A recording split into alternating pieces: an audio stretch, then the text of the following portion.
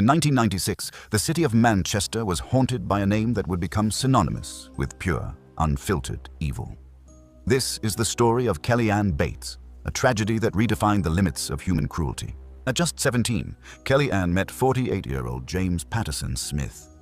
He was more than twice her age, a master manipulator who spent months grooming her, isolating her from every person who could have saved her. In early 1996, she moved into his terraced house at 77 Gorton Street.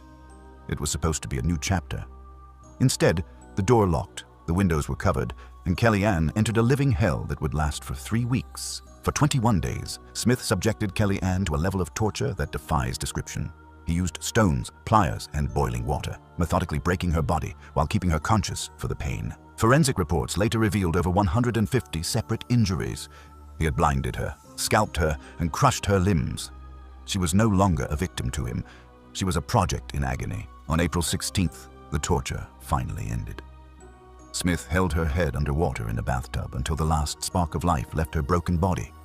He then dried her, dressed her, and sat with her for hours. Smith eventually walked into a local police station, claiming it was an accident. He told officers she had simply slipped and drowned in the bath. But the pathologist knew the truth immediately. The lead pathologist described it as the worst case of child abuse he had ever seen in his career. The trial was so horrific that members of the jury were offered counseling just for hearing the evidence. James Patterson Smith was found guilty of murder. The judge, Mr. Justice Forbes, sentenced him to life, calling him a vicious and sadistic killer who had practiced depravity beyond belief. Smith's minimum term was initially 20 years, but the sheer brutality of his crimes ensures he remains behind bars. Kellyanne's story remains a dark warning about the predators who hide behind a mask of normalcy